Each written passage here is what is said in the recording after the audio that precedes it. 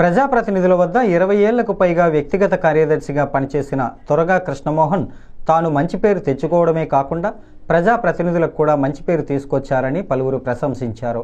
నీతి నిజాయితీగా పనిచేయటమే ఇందుకు నిదర్శనమన్నారు. పంచాయతీరాజ్ డిపార్ట్మెంట్లో గ్రేడ్ 1 పంచాయతీ కార్యదర్శిగా ఏప్రిల్ 30వ తేదీన పదవీ విరమణ చేసిన సందర్భంగా స్థానిక గౌతమఘాట్ ఛాంబర్ ఆఫ్ కామర్స్ కళ్యాణ మండపంలో కృష్ణమోహన్కి అభినందన సత్కార సభ జరిగింది.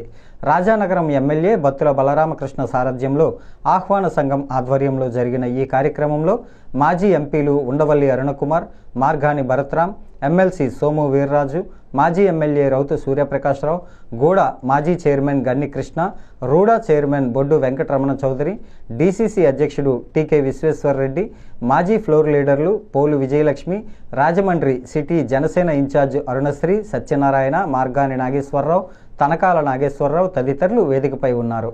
అనంతరం కృష్ణమోహన్, పుష్పకుమారి దంపతులను గజమాలతో ఘనంగా సత్కరించారు.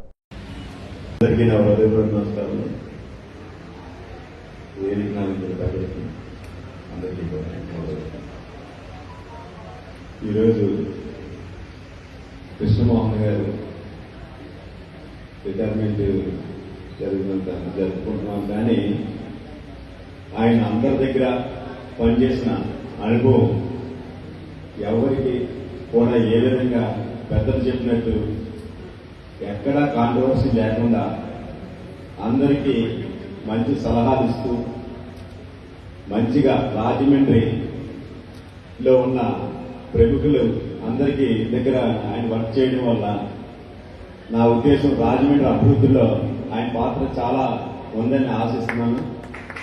అదేవిధంగా ఇప్పుడు ఈ రిటైర్ అయిపోయినా సరే మీ యొక్క అనుభవం రాజమండ్రి ప్రజలకు చాలా అవసరం.